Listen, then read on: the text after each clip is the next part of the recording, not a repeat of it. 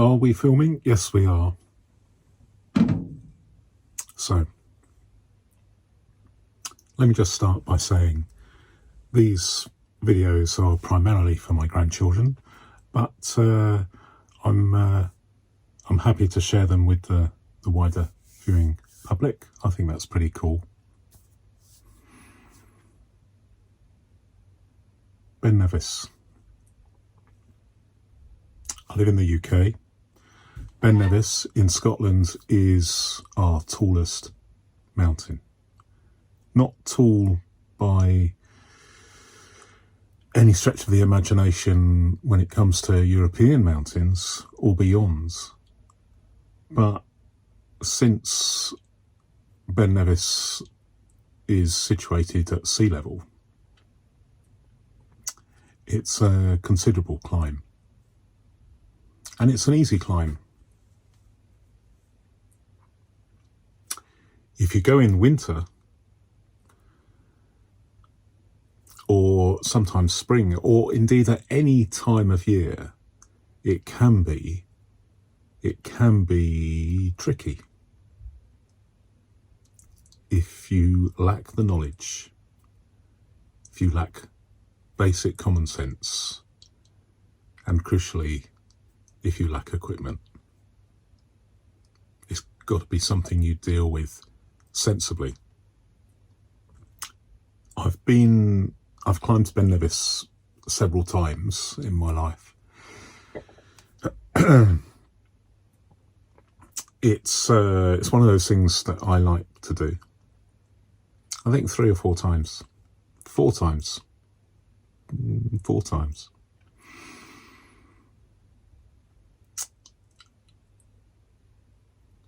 I've only ever reached the top once because I've tended to go when the conditions are not conducive to getting to the top.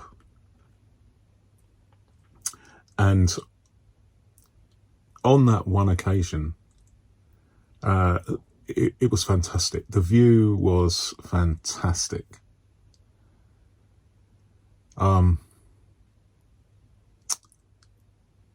There was this one time though.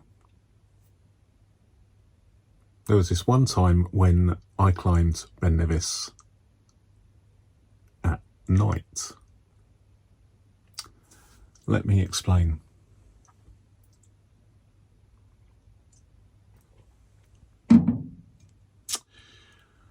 Coffee's good today. It's not whiskey.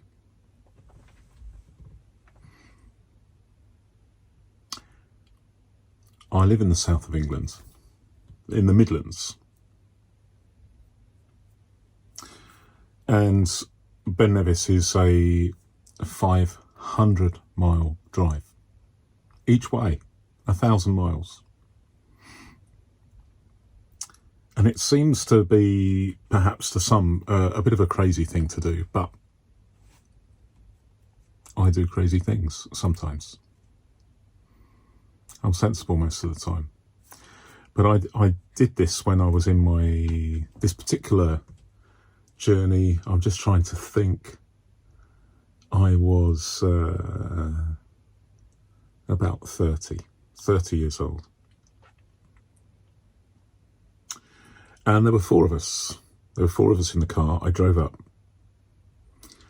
And the plan was to park up and get some accommodation and then climb Ben Nevis the following day. Sometimes things don't go to plan, and in this particular case we couldn't get accommodation, and so what we decided to do was 2 of us stayed in the car and 2 of us decided to climb Ben Nevis at night.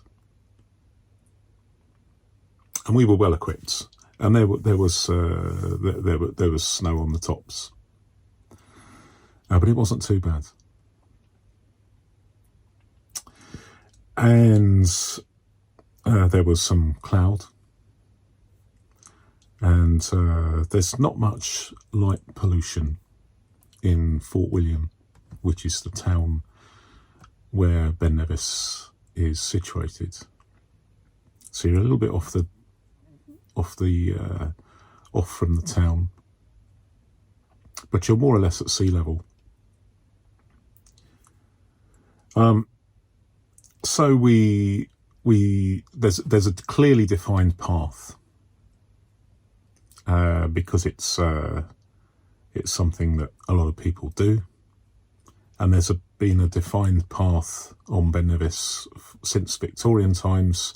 In fact, there was maybe more than one time, but certainly in the early days, the path was so well maintained that it was possible to drive a car to the summit. That's not possible now. There used to be a famous observatory at the top, and for I think 20 years or so, and you could pay to stay there. It's almost like a hotel, if you like, although things are relative.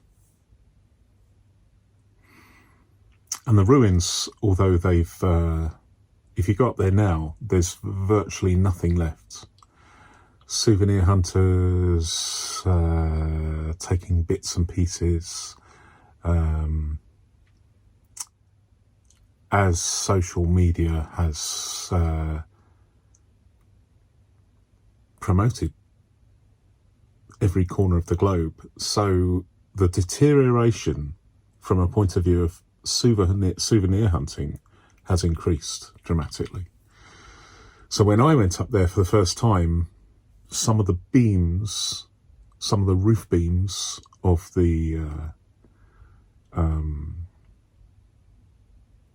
of the old observatory were still there, but they're not now. I don't know whether they were taken as souvenirs or whether they were chopped up for Instagram campfires. Who knows? There is an emergency shelter on the location of the old observatory, and you can Google this. I'm not going to take the pictures. I know some of them are in the public domain, but just do what you have to do. So we're making our way up this defined path. Easy going. We have light, torches. We have. It's not really necessary to.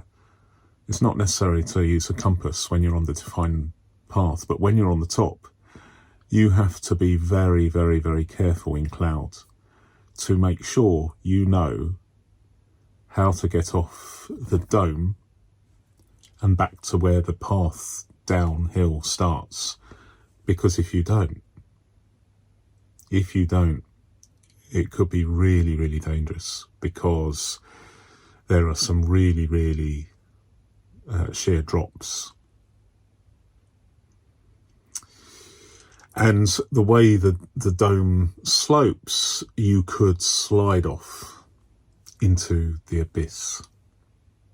Sounds overdramatic, really, but I like that word. The abyss, sliding into the abyss. Thankfully, I haven't done that. Although I do have a photograph of me very, very close to the edge.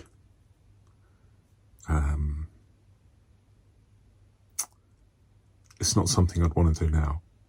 But when you're young, you do these things, don't you? So we're climbing up now through cloud. It's getting a little bit lighter,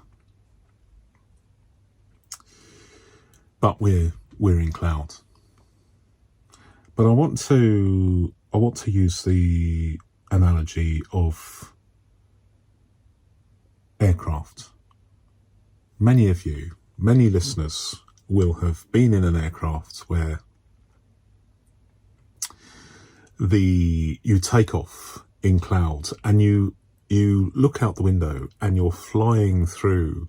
It's a dismal, exciting, but it's a dismal vista, isn't it? Where you climb up through the clouds, and it's a bit overcast, and then you can't see anything, and then suddenly you burst through what appears to be almost like a magic carpet, a magic white fluffy carpet, where the cloud just forms a layer, a fluffy white layer, and then you burst through, and it's and then you've got glorious sunshine. And that's exactly what happens that day on Ben Nevis. We were climbing through the clouds, and we got to the point where I turned around and looked south, back down the hill, and basically at our feet, I didn't really notice it at the time because I was climbing and climbing and climbing and climbing, and then I suddenly realised that the cloud had disappeared. It was much brighter. We got our timing right because the dawn was the dawn was just coming up, and I hadn't turned around and seen the sun yet. But we got to the snowfields, and we decided that because I was responsible for this other person, who was he is the brother of my partner, and I think he was about 12 or 13 at the time. And well, my partner, she was sleeping in the car.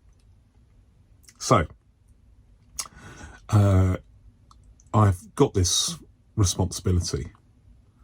So I took the decision not to climb up onto the dome and just call it a day there. But we turned round and looked, and the sun was to our left and we were looking south. So the contrast of the sun's rays on what was a fluffy white cloud was very pronounced, just like emerging from clouds when you're climbing in an aircraft. And you know what, this cloud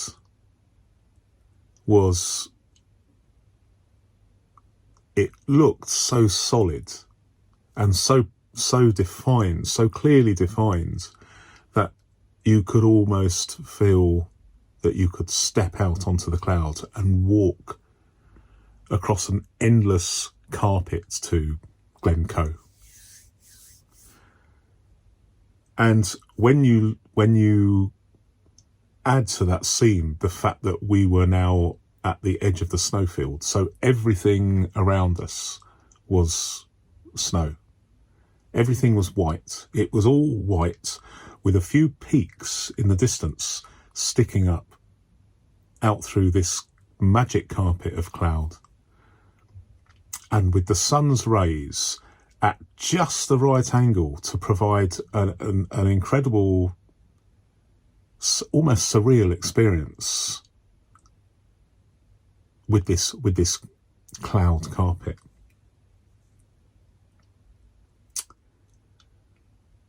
And we stayed there for quite a while because we got out our brew kit and a pan, cooked bacon and eggs. Actually, no, I'll tell a lie, sausage and eggs. Sausage and eggs near the summit of bacon, near the summit of bacon, near the summit of Ben Nevis. And when you look back through your life,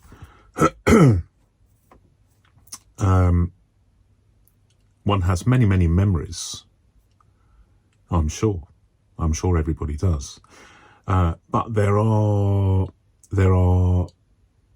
memories that are very visual, and I can see this right now as I'm talking to you now. I can see this vista, and it's in high definition in my mind, because it was so surreal. The sun and the clouds and the snowfield,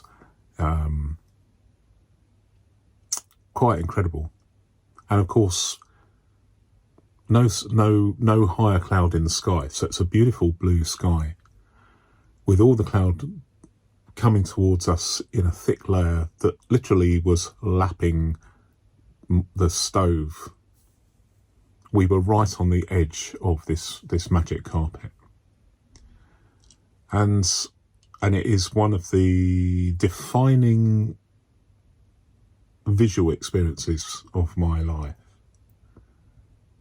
Sausage and eggs, bacon and eggs, looking out over a magic carpet of cloud in the sunshine. Thanks for watching.